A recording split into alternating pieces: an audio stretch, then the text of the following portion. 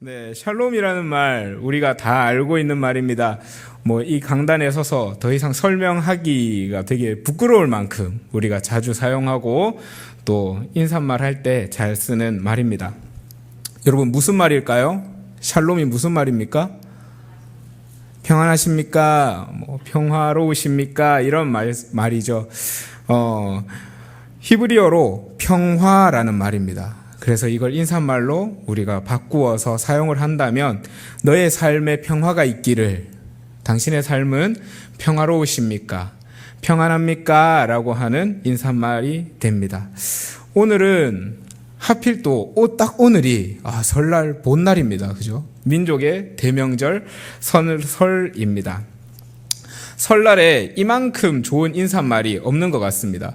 우리가 가족들이 한 집에 모이고 친척들이 모이면 가장 관심 있는 것이 바로 내 가족이 평안한가 라고 하는 문제이기 때문입니다. 그래서 이것저것 묻기도 합니다. 이 물음은 상대방을 불편하게 만들려는 의도가 전혀 아닙니다. 네, 저는 몰랐는데 커보니 알았습니다. 전혀 아닙니다. 그죠? 정말 궁금해서 물어보는 겁니다. 그리고 혹은 그 사람의 삶이 어떻게 흘러가는가, 너 요즘 어떻니? 어떻게 지내니? 라고 하는 관심의 용도로 물어봅니다. 그러나 듣는 사람에게는 의도와는 다르게 불편하게 들리고 아프게 들리는 것도 사실입니다. 그 질문의 대부분은 이렇습니다. 고등학생이라면 너 전교 몇 등 하니? 요새 성적이 얼마나 나오노? 이렇게 물어보기도 하고요. 특히 고3이라면, 이번에 고3이라며 대학 어디 지원할 거니? 라는 질문이 쏟아집니다. 그래서 이제 대학교를 겨우 졸업하니 또 이 질문이 나옵니다. 요새 취업이 어렵다 카던데 취업 준비는 어디 잘 돼가나? 이렇게 물어봅니다. 또 취업을 하니 결혼은 언제 할 거고? 또 결혼했으면 뭐라고 말하겠습니까? 모아놓은 돈은 있나? 아는 언제 이렇게 할 거야? 집은 이렇게 좀 잘 돼가나? 이렇게 묻습니다. 이런 질문들은 가정의 평화를 묻기 위해 던지는 질문입니다. 말 그대로 너의 삶이 평안하니? 어려운 점은 없니? 하나님께서 너와 함께 하시니? 라고 하는 질문이지만 오히려 가정의 평화를 파괴하기도 합니다. 다른 설명이 필요 없습니다. 이 질문을 받은 사람들의 반응을 우리는 잘 알고 있기 때문입니다. 그래서 명절이 반가우면서도 반갑지 않습니다. 이러한 질문들로 인해서 명절날이 되면 우리의 집에, 그 가정에 샬롬, 하나님의 평화, 샬롬이 임하는 것이 아니라 분쟁이 일어날 수도 있기 때문입니다. 그렇다면 이 분쟁, 혹은 이 분쟁을 일으키는 원인들을 어떻게 해결해 나갈 수 있을까요? 오늘의 말씀, 오늘의 설교는 이 질문을 가지고 오늘의 본문 말씀을 바라보길 원합니다. 물론 오늘의 설교가 우리 삶에 즉각적으로 눈에 보이는 성과를 드러내지 못할 수 있습니다. 그리고 매우 익숙한 말씀입니다. 그래서 아는 얘기를 왜 굳이 또 하는가? 라는 질문이 들 수도 있습니다. 그러나 우리는 듣고 또 들어야 합니다. 말씀을 듣지만 우리의 문제는 아직도 해결되지 못했기 때문입니다. 오늘 하나님께서 우리에게 하시는 말씀을 다시 한번 상기하고 생각하고, 그렇게 해서 하나님께서 이끌어 가시는 가정의 모습을 만들어내는데 단초가 되기를 소망합니다. 아멘. 오늘 말씀은 올바른 가정에 대한 이야기입니다. 여러분, 성경에서 이야기하는 올바른 가정은 어떤 모습일까요?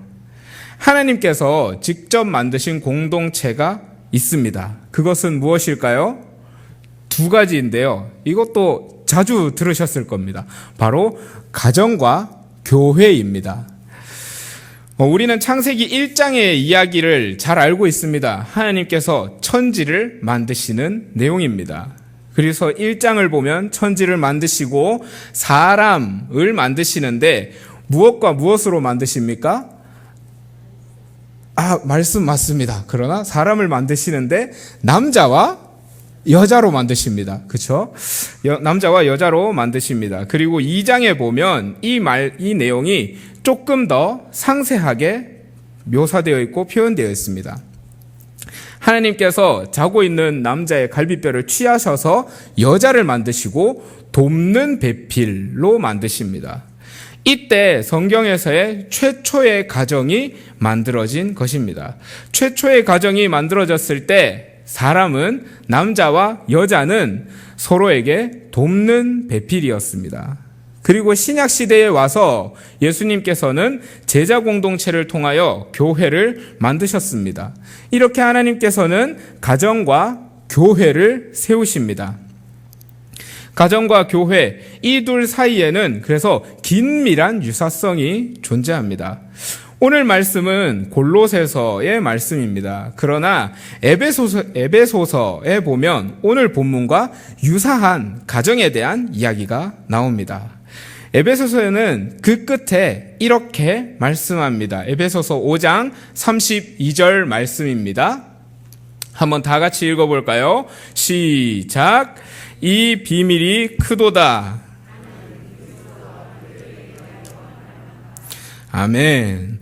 에베소서 5장 22절 이하부터 오늘 읽은 32절 그 이상까지, 이전까지는 골로새서 말씀과 유사한 가정에 대한 말씀이 나옵니다. 그리고 바울은 이 마지막을 그리스도와 교회에 대해서 말했다고 합니다.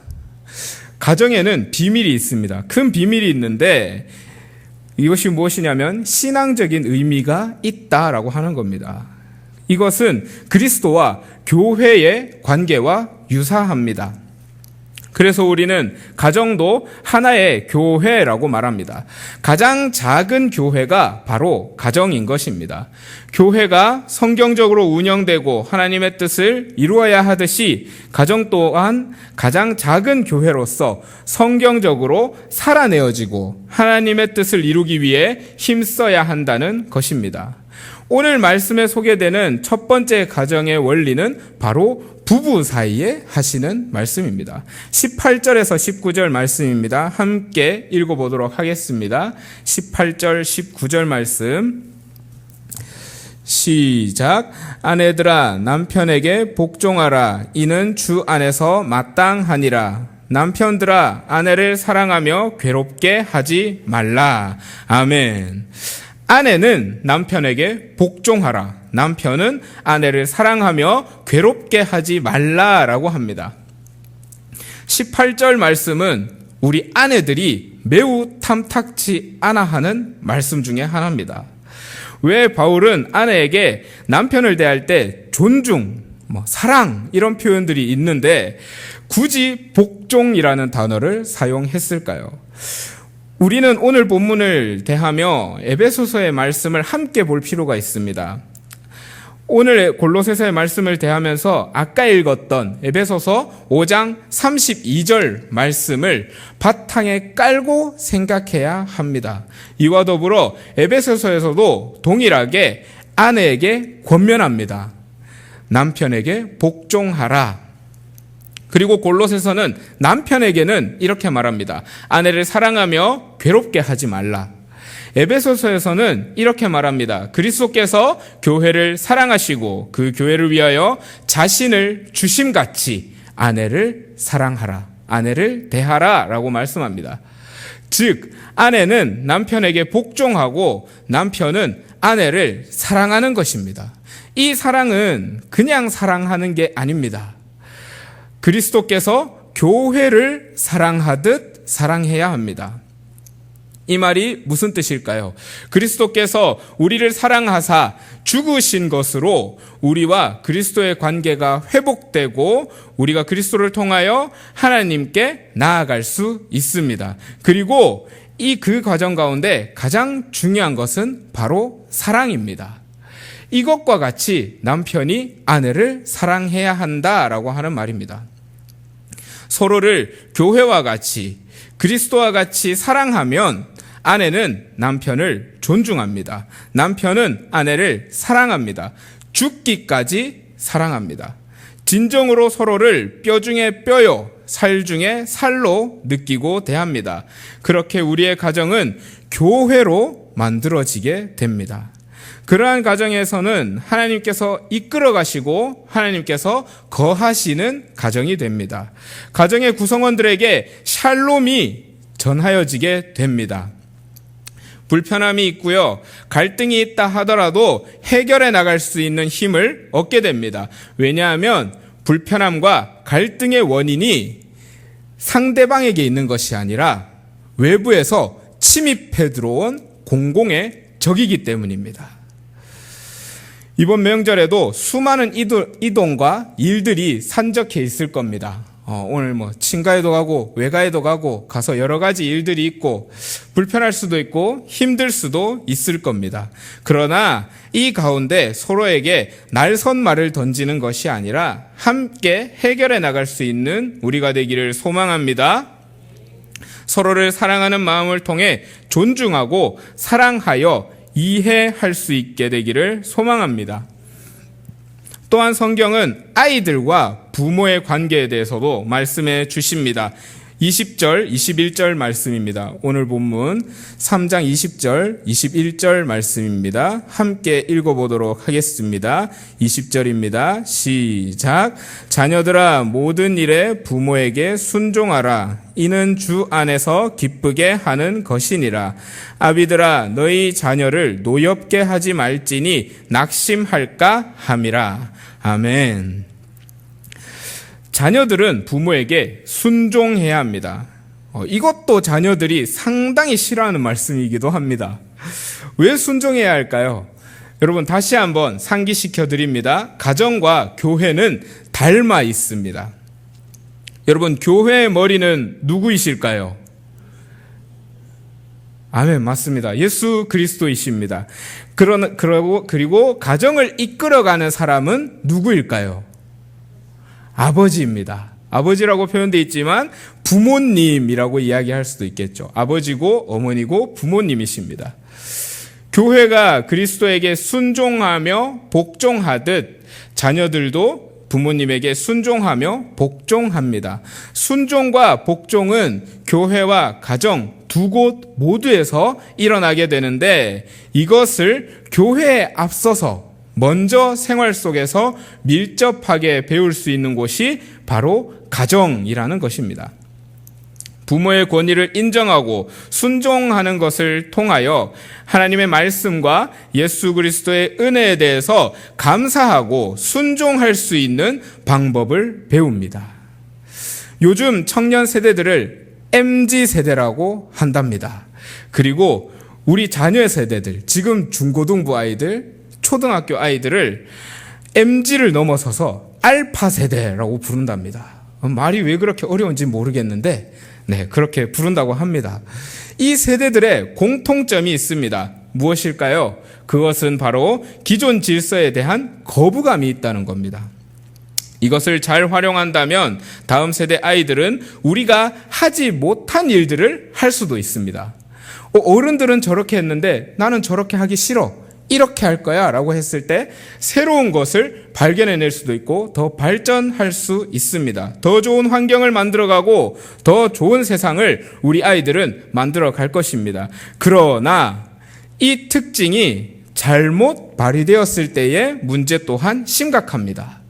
정당한 권위 혹은 은혜에 대해서 감사하는 마음 등을 잃어버릴 수 있기 때문입니다. 여러분, 반대를 위한 반대라는 말을 들어보셨을 겁니다. 바로 그렇게 되기 십상입니다. 아이들을 키우며 사춘기 때 우리는 그것을 경험합니다. 세상의 모든 것들이 불만인 상태, 모든 것들에 대드는 상태입니다. 이런 특징들이 이제는 평균적으로 아이들 세대에 나타나고 있다라고 하는 겁니다. 그리고 이 특징이 가정에서도 신앙 생활에서도 드러나기 시작했습니다. 이 특징을 가정에서 잘 교육하고 이끌어 주지 못하면 신앙 생활에서도 동일하게 적용되어 버립니다. 순종하지 못하고 하나님의 은혜에 대해서 감사한 마음보다는 오히려 반항하는 마음을 가지게 됩니다. 이것을 어떻게 잘 가꾸어 줄 수 있을까요? 먼저 부모님의 역할이 가장 중요합니다. 부모의 관계가 그리스도와 교회의 관계성과 유사하다라고 말씀을 드렸습니다. 즉, 그리스도에게 순종하는 그 연습을 가정에서도 한다라는 겁니다. 가정의 구성원들이 서로를 존중하고 사랑하고 순종하는 모습을 통해서 내가 부모님께 어떻게 해야 할지, 그리고 그 속에서 내가 받은 은혜에 대해서, 예수님에 대해서 어떤 태도를 취해야 하는지 무의식적으로 습득한다라는 겁니다. 부모가 서로를, 자녀가 부모의 결정과 말에, 그리고 그 행동에 순종하는 태도가 신앙에까지 이어지는 것입니다. 그래서 최근의 기독교 교육에서는 가정교회, 가정에서의 신앙교육, 전 세대 신앙에 대한 고민이 최대의 이슈가 될 만큼 중요한 교육입니다. 또한 말씀에 부모님들은 자녀를 노엽게 하지 말아야 한다라고 합니다. 아니 자녀가 부모보다 상전도 아니고, 그죠? 노엽게 하지 말라라는 말이 저는 참 어색했습니다. 화내게 하지 말라 이런 얘기도 있는데 왜 노엽게 하지 말라라고 이야기를 했을까요? 그래서 찾아보니 노엽게 하다라는 말의 원어의 뜻에는 자극시키다, 흥분시키다라는 말이 있었습니다. 그리고 이 말의 어근을 따라가 보니 이런 단어들이 등장했습니다. 다툼, 언쟁, 논쟁, 투쟁, 불일치라는 말이 그 속에 숨겨져 있었습니다. 여러분, 왜 자녀들은 부모에게 노여워할까요? 다투고 언쟁할까요? 바로 서로 간에 불일치가 있기 때문입니다. 그 불일치가 자녀를 자극하기 때문입니다.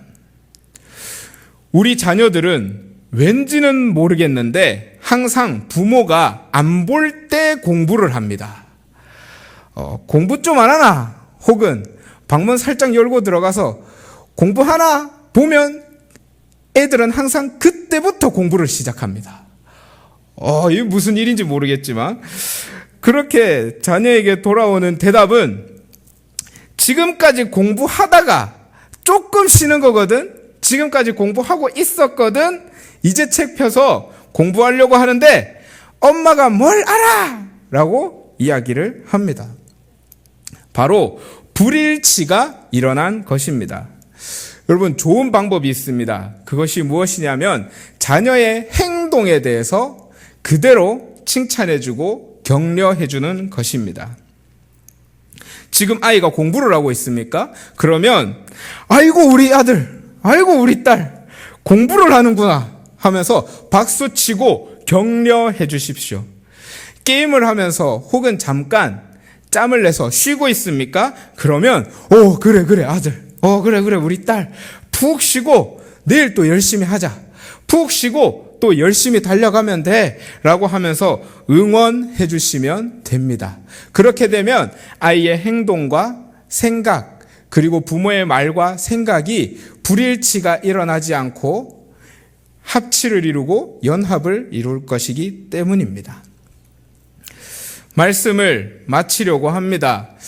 이번 명절은 최근 3년간 가장 반가운 명절이 될 것 같습니다. 코로나 때문에 찾아뵙지 못한 부모님들을 찾아뵙기도 하고 오지 못한 가족들이 고향으로 돌아오는 명절이 될 것이기 때문입니다. 각종 방역 규제들이 느슨해지고 가족들을 찾아뵙는 시간이 될 것입니다. 그때에 우리가 기억했으면 좋겠습니다. 우리의 가정은 교회입니다. 서로를 그리스도와 교회와 같이 생각하고 사랑하고 존중할 수 있는 가정이 되기를 소망합니다. 그렇게 한다면 명절 스트레스라는 게 있지 않습니까? 그것도 명절로 인한 가정의 불일치가 연합으로 바뀌어질 것입니다. 오늘의 이 말씀들이 그 일에 작은 힌트가 되기를 소망합니다. 우리의 가정들이 성경 속에서 이야기하는, 말씀에서 이야기하는 그 가정의 모습이 될 수 있기를 소망합니다. 가정이 교회라는 믿음, 그리고 그 교회를 잘 가꾸어 나가는 믿음의 행동들이 모여서 정말 행복한 설 명절, 그리고 하나님 앞에 나아가는 우리의 가정들이 되시기를 진심으로 축복합니다.